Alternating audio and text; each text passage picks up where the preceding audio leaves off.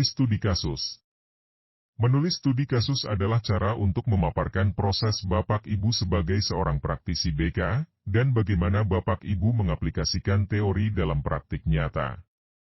Dengan memahami tujuan studi kasus, mengidentifikasi kata kerja yang diminta, dan merangkum proses dengan jelas, Bapak Ibu dapat belajar banyak, terutama untuk lebih meningkatkan kinerja Bapak Ibu sebagai guru BK. 1. Pahami tujuan studi kasus. Studi kasus pada dasarnya adalah proses untuk memaparkan perubahan atau perbedaan yang terjadi pada suatu kasus, setelah diterapkan suatu intervensi atau tindakan tertentu. Bapak Ibu akan menyajikan bagaimana situasi awalnya, langkah-langkah yang diambil, dan hasil akhirnya. 2. Membuat gambaran singkat. Mulailah studi kasus Bapak Ibu dengan membuat gambaran singkat tentang klien atau situasi yang Bapak Ibu tangani. Ini bukan hanya tentang fakta fisik, tetapi juga tentang menggambarkan bagaimana klien berbicara, berperilaku, dan apa yang mungkin menjadi perasaannya. 3. Tinjauan teori yang diterapkan.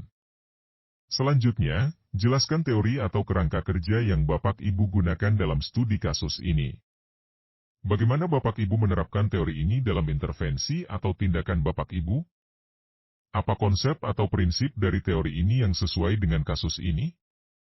4. Deskripsikan perubahan yang terjadi. Sekarang, gambarkan bagaimana situasi awalnya dan bagaimana perubahan atau perbedaan terjadi setelah Bapak Ibu menerapkan intervensi. Apa yang Bapak Ibu lakukan?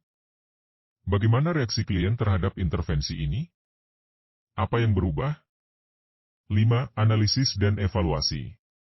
Jika Bapak Ibu diminta untuk menganalisis atau mengevaluasi, ini adalah saatnya untuk memecah bagian-bagian kasus dan menjelaskan dampaknya. Apakah intervensi berhasil? Mengapa berhasil atau tidak berhasil? Apa yang bisa Bapak Ibu pelajari dari proses ini? 6. Tindakan reflektif. Jika diminta untuk merenung atau merespons dengan cara yang reflektif, berbicaralah tentang pembelajaran pribadi Bapak Ibu dari kasus ini. Apa yang Bapak Ibu pelajari tentang diri Bapak Ibu sebagai praktisi?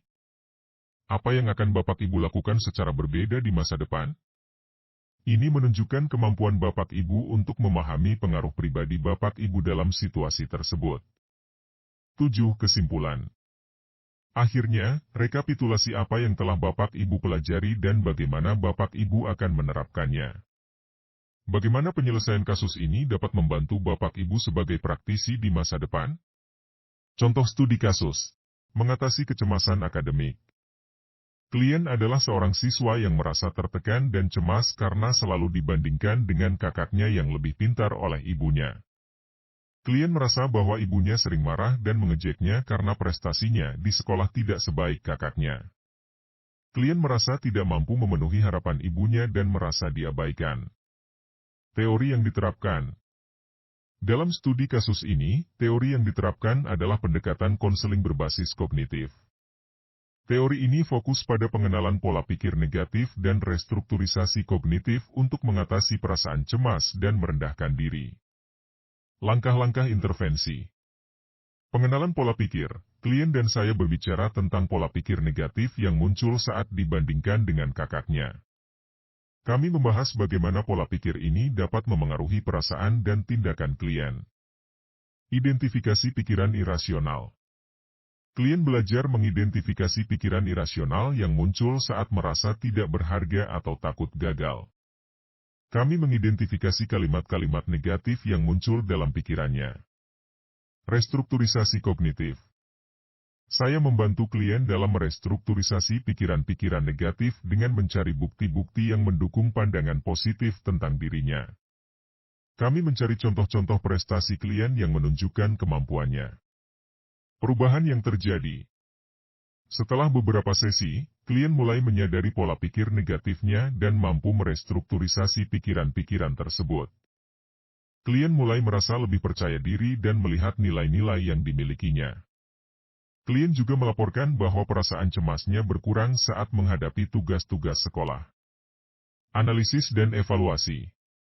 Melalui analisis, Dapat disimpulkan bahwa penerapan pendekatan kognitif dalam kasus ini efektif dalam mengurangi perasaan cemas dan merendahkan diri. Klien mampu mengidentifikasi pikiran-pikiran negatif dan merestrukturisasi pikiran-pikiran tersebut untuk menghadapi tantangan akademik. Tindakan reflektif. Dari pengalaman ini, saya menyadari pentingnya memahami bagaimana pola pikir dapat mempengaruhi perasaan dan tindakan klien. Saya juga belajar bahwa penerapan pendekatan kognitif memerlukan kerja sama antara klien dan praktisi untuk merestrukturisasi pola pikir negatif. Penutup. Studi kasus ini mengilustrasikan bagaimana penerapan teori kognitif dalam konseling dapat membantu siswa mengatasi perasaan cemas dan rendah diri. Intervensi yang difokuskan pada mengubah pola pikir negatif memiliki dampak positif pada perasaan dan tindakan klien. Studi kasus ini juga mengingatkan saya tentang pentingnya refleksi dalam praktik konseling untuk terus memperbaiki pendekatan yang digunakan.